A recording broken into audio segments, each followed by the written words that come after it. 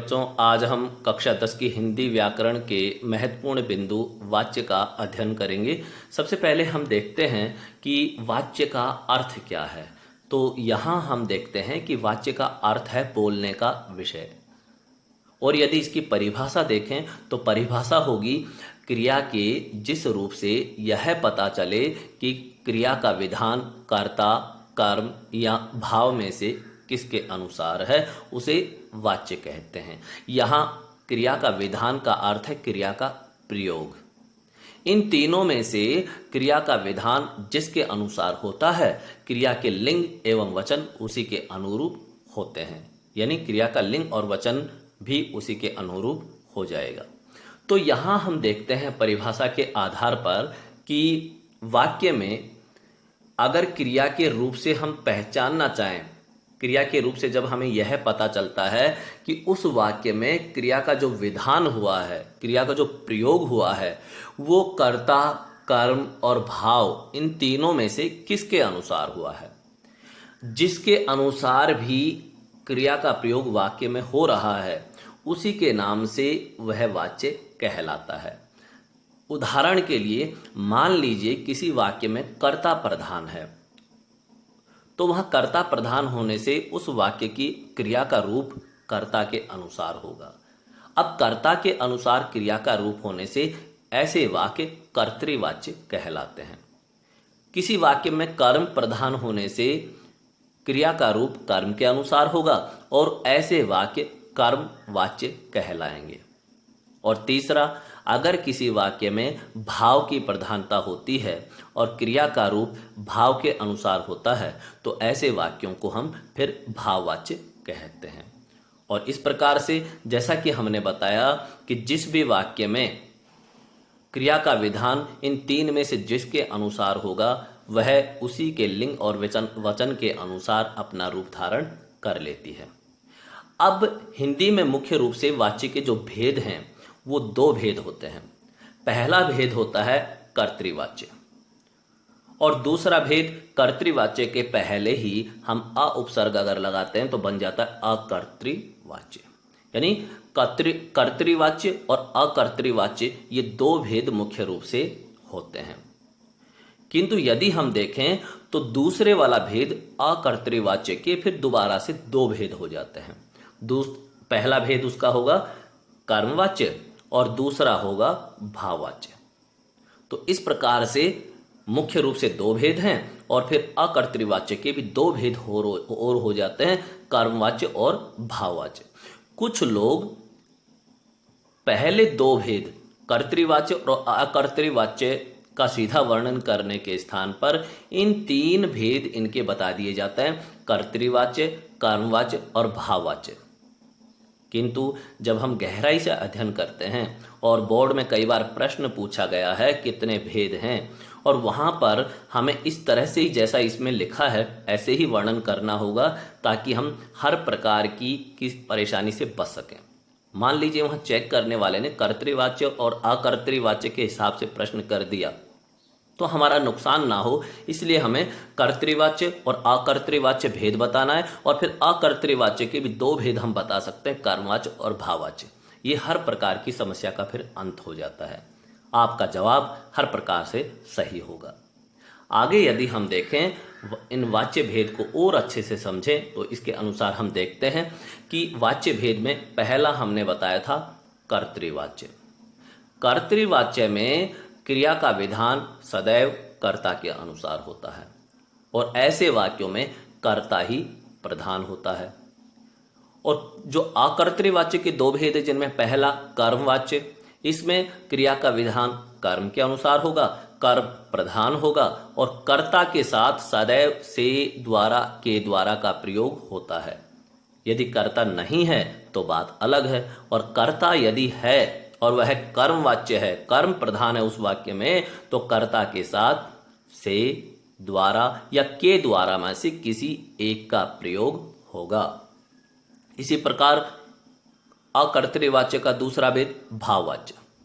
भाववाच्य में भी अगर मान लीजिए भाव की प्रधानता है तो जैसा हमने बताया था क्रिया का विधान यानी क्रिया का जो प्रयोग होगा वह भाव के अनुसार होगा। भाव प्रधान होगा वाक्य में, और कर्ता के साथ यहां भी से, द्वारा या के द्वारा का प्रयोग होता है। इन तीन में से कोई एक कर्ता के साथ प्रयोग में लिया जाता है, लेकिन यहां पर कर्म अनुपस्थित होता है। कर्मवाच्य और भाववाच्य का सबसे मोटा अंतर यही है कि दोनों में हमने देखा कि कर्ता के साथ से, द्वारा और के द्वारा का दोनों में प्रयोग हो रहा है, लेकिन हमने भाववाच्य में नीचे लिखा कर्म अनुपस्थित होता है, जबकि कर्मवाच्य का तो नाम ही कर्मवाच्य है। कर्म उसमें प्रधान होता है, इसलिए कर्म की उपस्थिति वहां बहुत जरूरी है। यदि कर्म नहीं होगा तो वह भाववाच्य बन जाता है। इसलिए कर्मवाच्य में कर्म अवश्य होगा वाक्य में, जबकि भाववाच्य में कर्म नहीं होगा। तो जहां कर्ता के साथ से, द्वारा और के द्वारा का प्रयोग है और वाक्य में कर्म है तो कर्मवाच्य है। और मान लीजिए कर्ता के साथ से, द्वारा और के द्वारा में से किसी एक का प्रयोग है, लेकिन वाक्य में कर्म नहीं है, तो वहां भाववाच्य होगा।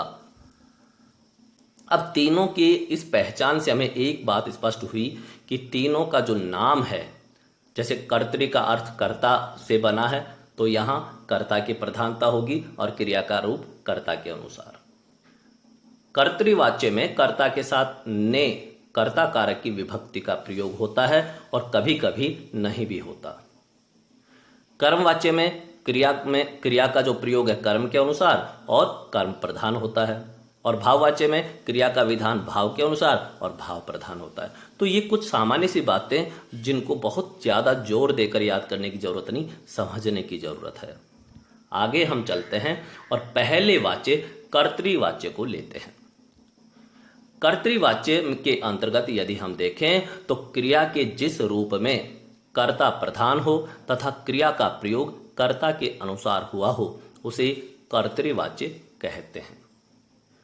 इस बात को हम पहले भी बार बार कहे कि कर्तृवाच्य अर्थात कर्ता प्रधान होगा, और कर्ता प्रधान है तो क्रिया का जो रूप है, उसका जो प्रयोग होगा वाक्य में, वह कर्ता के अनुसार होगा। बस हो गई परिभाषा। तो इसी प्रकार से हमें ध्यान रखना है कि जिस भी वाच्य का हम नाम ले रहे हैं, उसी वाच्य में जिसके लिए वह नाम रखा गया है, जैसे कर्म वाच्य में कर्म नाम रख रहे हैं तो वहां कर्म प्रधान होगा। यहां कर्तृवाच्य हम पढ़ रहे हैं तो कर्तृ का अर्थ है कर्ता प्रधान, तो क्रिया का रूप कर्ता के अनुसार होगा। अब यदि हम इसके उदाहरण देखें तो जैसे मजदूर काम कर रहे हैं, तो यहां हम देखते हैं कि मजदूर काम कर रहे हैं, तो काम कौन कर रहे हैं? मजदूर। अब यहां मजदूर कर्ता का कार्य कर रहे हैं, यह कर्ता है, लेकिन यहां पर ने विभक्ति कर्ता कारक की जो होती है वह नहीं है। तो जैसा हमने कहा था, कर्ता के साथ कई बार ने विभक्ति का प्रयोग नहीं होता और बिना ने विभक्ति के भी कर्ता का प्रयोग होता है, लेकिन वाक्य से पता चल जाता है कि वह वाक्य कर्ता प्रधान है या नहीं है। यहां काम कर रहे हैं, तो कौन काम कर रहे हैं अगर हम ये देखें तो वह मजदूर काम कर रहे हैं। तो यह पूरे वाक्य में अगर हम देखें कि कर रहे हैं, काम कर रहे हैं, तो मजदूर यहां प्रधान है, तो अतः यह कर्ता प्रधान है। दूसरे वाक्य में हम देखें मनोज पुस्तक पढ़ता है, तो यहां मनोज पुस्तक पढ़ता है में पढ़ता है क्रिया है, और यह पुस्तक के अनुसार नहीं आई, जबकि पुस्तक कर्म है और मनोज कर्ता है। पढ़ता पुल्लिंग क्रिया है, एक वचन है, और मनोज पुल्लिंग है और एक वचन है, जबकि पुस्तक स्त्रीलिंग है और एक वचन है। तो मनोज कर्ता जो कि पुल्लिंग और एक वचन है, उसी के अनुसार पढ़ता है।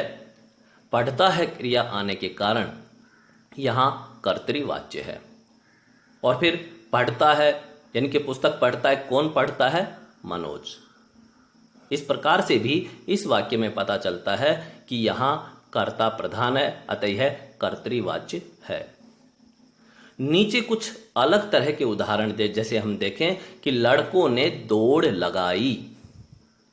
अब यहां आप संदेह में यानी असमंजस में पड़ेंगे कि यहाँ दौड़ लगाई, तो लड़कों के अनुसार अगर हम करें तो यह लगता है कि यह लड़कों के अनुसार जो करता है उसके अनुसार है कि नहीं यह क्रिया, तो हम कहेंगे है। जिन वाक्यों में कर्ता के साथ ने विभक्ति का प्रयोग हो रहा है वह कर्तृवाच्य ही होती है। वहां ज्यादा सोचने की आवश्यकता नहीं। जहां भी कर्ता के साथ कर्ता कारक की ने विभक्ति, जैसा कि यहाँ दिया है ने विभक्ति का प्रयोग हुआ है दोनों वाक्यों में, नीचे वाले में भी, तो यह स्वाभाविक रूप से अपने आप ही कर्तृवाच्य हो जाता है। क्योंकि यहाँ दौड़ लगाई, तो दौड़ किसी ने तो लगाई है। किसने लगाई? लड़कों ने। तो लड़का, यहाँ पे जो लड़के हैं वो कर्ता है, तो कर्ता प्रधान होने से यह हो गया कर्तृवाच्य। छात्रों ने पुस्तक पढ़ी। अब यहां पर वही वैसे ही हो गया कि पुस्तक स्त्रीलिंग है, पढ़ी भी ऐसा लग रहा है जैसे स्त्रीलिंग है, लेकिन जैसा हमने कहा कि अगर कर्ता के साथ ने विभक्ति का प्रयोग है तो आपको बिना सोचे उसमें कर्तृवाच्य वाक्य बताना है, वहां आपको ज्यादा नहीं सोचना। लेकिन जहां पर जैसे ऊपर के दो वाक्यों में कर्ता के साथ ने विभक्ति नहीं है, लेकिन वहां पर क्रिया अपने आप ही बता रही है कि वह किसके अनुसार कार्य कर रही है, तो इस प्रकार से हम पहचान सकते हैं कि यह वाक्य कर्ता प्रधान है या नहीं। उक्त वाक्यों में कर्ता प्रधान है, कर्ता के लिए कर रहे हैं, पढ़ता है, लगाई तथा पढ़ी क्रियाओं का विधान हुआ है, इसलिए यहां कर्तृवाच्य है। तो इस प्रकार हमने देखा कि जहां कर्ता के साथ ने विभक्ति नहीं है वहां क्रिया के प्रयोग से स्वाभाविक रूप से पता चल जाता है कि वहां कर्ता प्रधान है या नहीं। और जहां कर्ता के साथ ने कर्ता कारक की विभक्ति का प्रयोग होता है वहां स्वाभाविक रूप से कर्तृवाच्य ही होता है। आगे यदि हम देखें दूसरा भेद कर्मवाच्य। क्रिया के जिस रूप में कर्म प्रधान हो तथा क्रिया का प्रयोग कर्म के अनुसार हो उसे कर्मवाच्य कहते हैं। तो यहां हमने देखा कि किसी भी वाक्य में क्रिया के किसी रूप से जब हमें यह पता चले कि उस वाक्य में कर्म प्रधान है और क्रिया का जो प्रयोग हुआ है वह कर्म के अनुसार हुआ है तो वह कर्मवाच्य कहलाता है। अब यहां ध्यान रखने योग्य जो बातें हैं वह है कि कर्ता के साथ से, द्वारा या के द्वारा का प्रयोग करना चाहिए। यानी जब हम कर्मवाच्य बनाते हैं या पहचानते हैं तो वहां कर्ता के साथ से, द्वारा या के द्वारा का प्रयोग होगा। हाँ, यदि वाक्य में कर्ता है ही नहीं तो आवश्यक नहीं कि वहां इनका प्रयोग हो, क्योंकि ये कर्ता के लिए काम में लिए जाते हैं और जब कर्ता ही नहीं होगा तो इनका प्रयोग नहीं होगा। दूसरा महत्वपूर्ण बिंदु है कि इसमें सकर्मक क्रिया ही प्रयुक्त होती है, यानी कर्मवाच्य, जैसा कि नाम ही है कर्मवाच्य यानी कर्म प्रधान, इसलिए सकर्मक का अर्थ होता है कर्म सहित।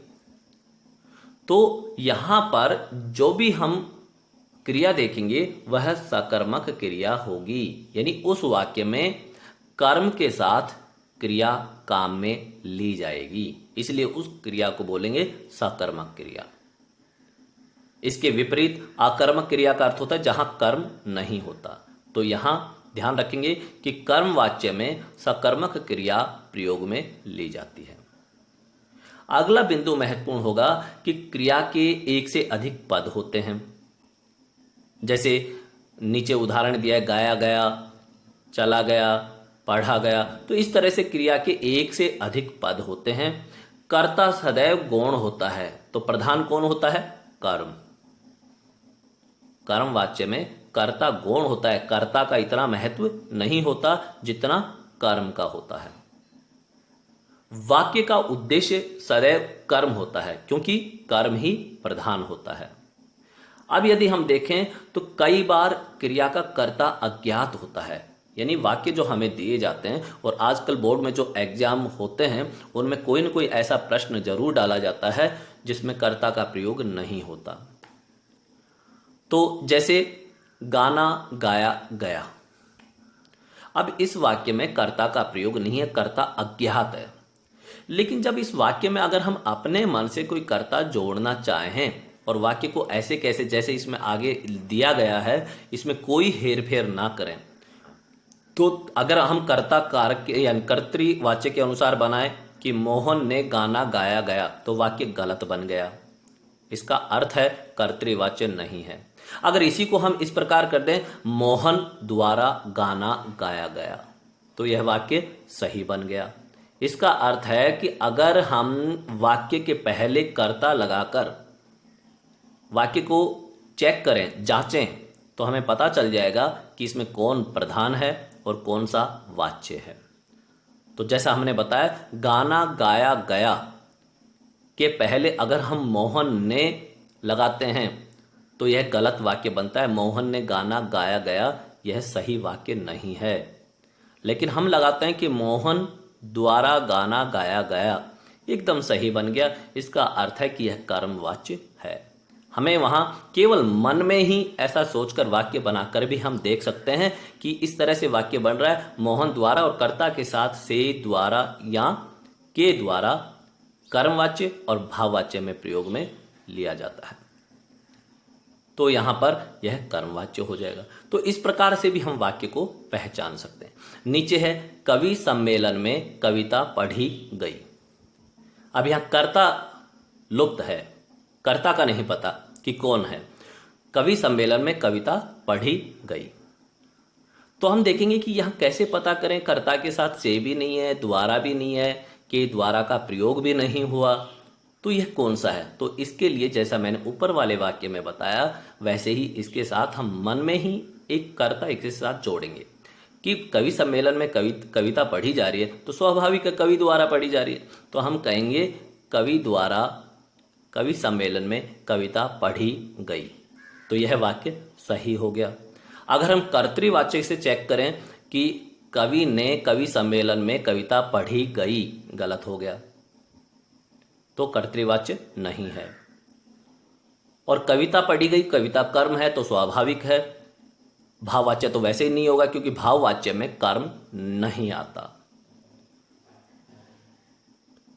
कवि द्वारा या कवि से कवि सम्मेलन में कविता पढ़ी गई, जब हम ऐसा करते हैं तो यह वाक्य सही बन जाता है, इसलिए यहां पर कर्मवाच्य। तो इस प्रकार के वाक्यों में बच्चे अपने मन में उस वाक्य के पहले कर्ता लगाकर देखेंगे, जांचेंगे कि वह वाक्य सही बन रहा है या नहीं। अगर मन नहीं मांगता तो कर्तृवाच्य से भी जांच लीजिए, फिर कर्मवाच्य से जांचिए, अगर उसमें कर्म उपस्थित है तो, और कर्म नहीं है तो फिर भाव में जाइए। आगे हम देखते हैं इसके कुछ और उदाहरण। कवि द्वारा कविता लिखी गई। अब यहां कवि जो कि कर्ता है, उसके साथ जैसा कि हमने कर्मवाच्य में पढ़ा था, कर्ता के साथ द्वारा का प्रयोग होगा, द्वारा का प्रयोग हुआ है। लिखी गई, क्या लिखी गई? कविता। कविता यहाँ पे कर्म है। इस वाक्य में कविता लिखने का कार्य हुआ है, वह कवि द्वारा हुआ है, लेकिन यहाँ पर जोर दिया है कविता शब्द पर। इसलिए कर्म प्रधान होने के कारण और कर्ता के साथ द्वारा शब्द का प्रयोग होने के कारण यह कर्म वाच्य है। विद्यार्थियों द्वारा गृह कार्य किया गया। विद्यार्थी कर्ता हैं, उनके साथ द्वारा का प्रयोग और किया गया, गृह कार्य किया गया, तो यहाँ गृह कार्य कर्म कारक है, तो यहाँ कर्म वाच्य यह वाक्य है। रजनी से पुस्तक पढ़ी गई। तो रजनी से पुस्तक पढ़ी गई, हमने जैसा बताया था कर्ता के साथ से का प्रयोग भी हो सकता है, तो यहाँ कर्ता रजनी के साथ से का प्रयोग है और वाक्य में पुस्तक कर्म है, इसलिए यह पढ़ी गई क्रिया का प्रयोग पुस्तक कर्म के अनुसार होने से यहाँ पर कर्मवाच्य है। सड़क बना दी गई है। अब यहाँ पर सड़क बना दी गई है, हम देख रहे हैं कि सड़क कर्म तो है लेकिन कर्ता नहीं है, इसलिए कर्ता नहीं है तो से द्वारा या के द्वारा का प्रयोग करने की आवश्यकता भी नहीं है। अब बना दी गई है, क्या बना दी गई है? सड़क। तो सड़क तो कर्म है, तो हम कैसे पता करें बिना कर्ता के? तो इससे पहले वाली स्लाइड में हमने देखा था कि हम अपने मन से कोई कर्ता इसमें रखेंगे और जांचेंगे। सबसे पहले हम अगर कर्तृवाच्य के जांचें तो हम कहेंगे कि सरकार ने सड़क बना दी गई है। जब हम इसको देखते हैं तो यह वाक्य भाषा नियमों के अनुसार सही नहीं है। लेकिन जब हम करते हैं कि सरकार द्वारा सड़क बना दी गई है, मन में ही हमने इस तरह कर्मवाच्य के अनुसार वाक्य बनाया, द्वारा लगाकर देखा कर्ता के साथ, तो वाक्य एकदम सही बन गया। और हमने कर्मवाच्य में पहचाना था कि कर्ता के साथ से, द्वारा या के द्वारा में से किसी एक का प्रयोग होने से कर्मवाच्य है। इस वाक्य में कर्म सड़क है। कर्ता हमने अपने मन ही मन लगाकर देखा कि सरकार द्वारा, तो यह वाक्य सही बनता है। कर्ता सरकार के साथ द्वारा, से या के द्वारा जैसे ही लगाते हैं वाक्य सही बनता है, इसलिए कर्मवाच्य है। सरकार से सड़क बना दी गई है, सरकार द्वारा सड़क बना दी गई है, या सरकार के द्वारा सड़क बना दी गई, तीनों रूपों में ठीक है ये, तो इसलिए यहां पर कर्मवाच्य है। प्रार्थना पत्र दिया जा चुका है, चौथे वाक्य की तरह यह वाक्य भी है कि प्रार्थना पत्र, यहां कर्म प्रार्थना पत्र तो है कि प्रार्थना पत्र दिया जा चुका, और दिया जा चुका है यहां पर क्रिया का प्रयोग है। कर्ता यहां पे भी अज्ञात है, तो हम यहां कहेंगे भाई कोई तो होगा जिसने प्रार्थना पत्र जिसके द्वारा दिया जा चुका है। हम किसी व्यक्ति का नाम लिखें, जैसे हमने लिखा कि राम ने प्रार्थना पत्र दिया जा चुका है, या राम प्रार्थना पत्र दिया जा चुका है, यह वाक्य कर्तृवाच्य के अनुसार हमने बनाया, ये गलत है। लेकिन कर्म के अनुसार फिर कोशिश करते हैं कि राम के द्वारा प्रार्थना पत्र दिया जा चुका है, वाक्य सही बन गया, तो यह कर्मवाच्य है। उक्त वाक्यों में कर्म प्रधान है तथा कर्म के लिए लिखी गई, किया गया, पढ़ी गई, दी गई है तथा दिया जा चुका है। क्रियाओं का विधान हुआ है, प्रयोग हुआ है, अतः यहां कर्मवाच्य है। यहां कर्ता के साथ से या द्वारा का प्रयोग हुआ है तथा क्रियाएं कर्ता के अनुसार परिवर्तित न होकर कर्म के अनुसार परिवर्तित हुई हैं, इसलिए यहां कर्मवाच्य है। आगे तीसरा जो महत्वपूर्ण भेद है, भाववाच्य। क्रिया के जिस रूप में भाव प्रधान हो तथा क्रिया का प्रयोग भाव के अनुसार हो, उसे भाववाच्य कहते हैं। तो यहां हमने देखा कि पहली दो वाच्यों की परिभाषा के अनुसार ही यहां पर भी जब हम यह देखते हैं कि क्रिया के जिस भी रूप से वाक्य में यह पता चले कि वहां भाव प्रधान है और क्रिया का जो प्रयोग हुआ है वह भाव के अनुसार हुआ है, तो ऐसे वाच्य भाववाच्य कहलाते हैं। भाववाच्य में ध्यान रखने की जो महत्वपूर्ण बातें हैं वे इस प्रकार हैं कि पहला बिंदु, विवशता या असमर्थता प्रकट करने के लिए नहीं के साथ वाक्य का प्रयोग किया जाता है। यानी किसी की विवशता, मजबूरी, असमर्थता आदि को अभिव्यक्त करने के लिए नहीं का प्रयोग होता है। भाववाच्य के जो वाक्य हैं वो अकर्मक क्रिया के साथ होते हैं, यानी भाववाच्य में कर्म का प्रयोग नहीं होता। इसीलिए बताया जाता है कि कर्म कारक का अकर्मक वाक्य ही, अकर्मक रूप ही भाववाच्य होता है। यानी कर्मवाच्य में कर्म होगा तो भाववाच्य में कर्म नहीं होगा। क्रिया सदैव अन्य पुरुष में प्रयोग में होती है, पुल्लिंग होती है और एक वचन में होती है। कर्ता के साथ से, द्वारा या के द्वारा का प्रयोग करना चाहिए। यानी कर्मवाच्य में जिस प्रकार से कर्ता के साथ से, द्वारा या के द्वारा का प्रयोग होता था वह यहां भी है, लेकिन सबसे मोटा अंतर हमें जो ध्यान रखना है वह यह है कि वाक्य में अकर्मक क्रिया होनी चाहिए, यानी कर्म नहीं होना चाहिए, तभी वह भाववाच्य होगा। यहां टिप्पणी में अगर हम देखें तो क्रिया के प्रयोग को लेकर यहां बात बताई गई है कि कर्तृवाच्य में क्रिया सकर्मक और अकर्मक दोनों हो सकती है। जबकि कर्मवाच्य में क्रिया का प्रयोग सदैव सकर्मक होगा, यानी उसमें कर्म उपस्थित होना ही है। जबकि भाववाच्य में केवल अकर्मक क्रिया का प्रयोग होगा, यानी भाववाच्य में कर्म उपस्थित नहीं होगा। आगे हम इसके कुछ उदाहरण देखते हैं भाववाच्य के। तो इसमें दिया कि पहला उदाहरण है, मुझसे पढ़ा नहीं जाता है। तो यहां हम देखते हैं कि मुझसे पढ़ा नहीं जाता है, यहां मुझ के साथ से का प्रयोग हुआ है।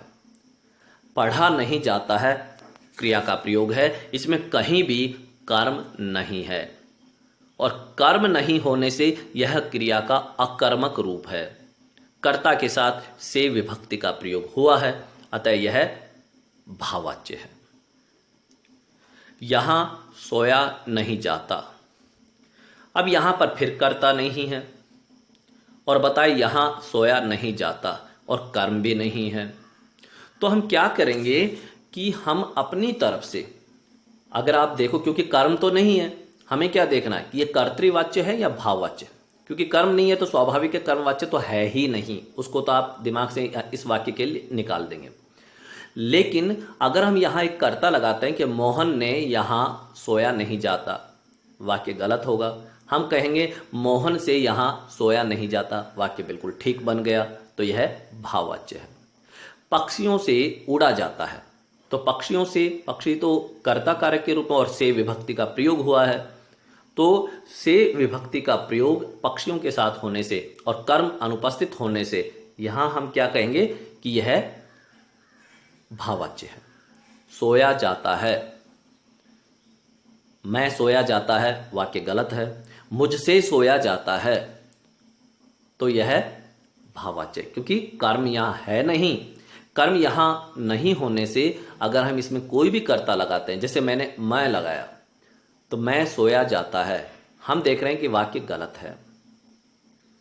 हमने सोया जाता है, वाक्य गलत है। लेकिन मैं कहूं कि मुझसे सोया जाता है, वाक्य सही बना। हमसे सोया जाता है, यह भी ठीक है। यानी कर्ता के साथ कर्ता का प्रयोग करते ही कर्ता से, द्वारा या के द्वारा की मांग करता है, और अगर उसकी मांग करता है तो वह भाववाच्य का नियम है कि कर्ता के साथ से, द्वारा या के द्वारा का प्रयोग होगा। और उसका प्रयोग करते हैं और वाक्य में देखते हैं कर्म है नहीं, तो स्वाभाविक है भाववाच्य है। पढ़ा जाता है, तो क्या पढ़ा जाता है, कर्म नहीं है। कर्ता यदि कर्म नहीं है तो कर्मवाच्य भी नहीं है। कर्ता लगाते हैं कि मुझसे पढ़ा जाता है, तो से विभक्ति के साथ मुझ का प्रयोग किया, भाववाच्य ये है। अब चला जाए, इस तरह के वाक्य, एक वाक्य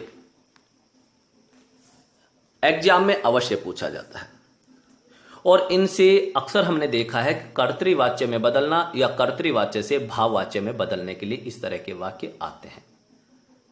और इस तरह के वाक्यों में हम देखें कि अब चला जाए,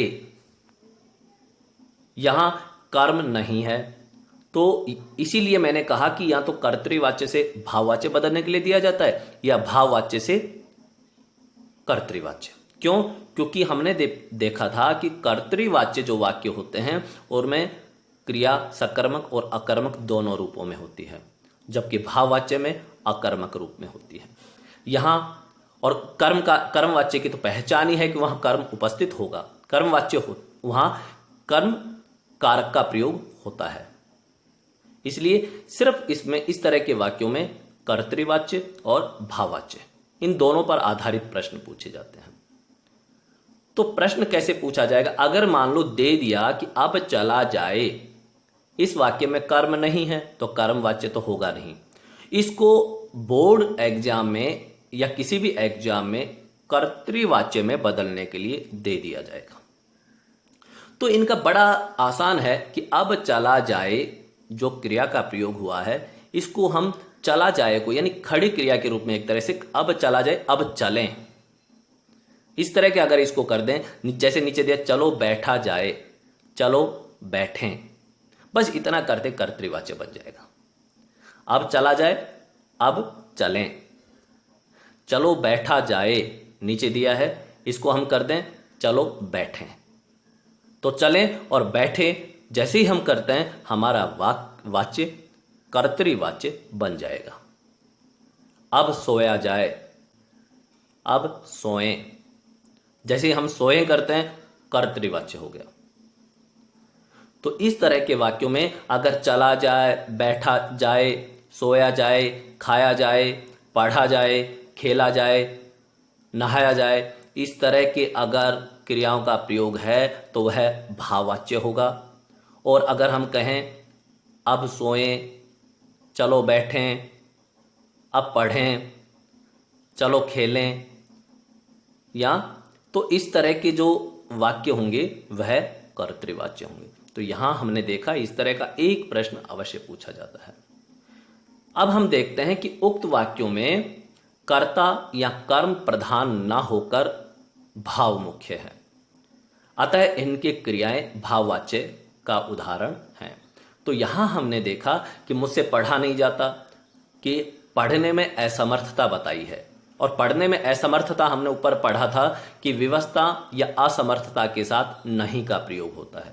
यहां सोया नहीं जाता, तो एक विशेष स्थान पर सोने में असमर्थ होने के कारण नहीं का प्रयोग हुआ है। तो यहां नहीं का प्रयोग होने से हम देखते हैं कि यह असमर्थता बताई है, तो ये भाववाच्य है। इसी प्रकार पक्षियों से उड़ा नहीं जाता, पक्षी उड़ने में असमर्थ हैं। सोया जाता है, पढ़ा जाता है, ये सभी जो नीचे इन सब में किसी भाव की अभिव्यक्ति हुई है।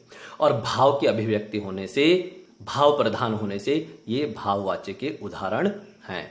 तो इस प्रकार अगले वीडियो में हम देखेंगे कि वाच्य परिवर्तन कैसे किए जाते हैं।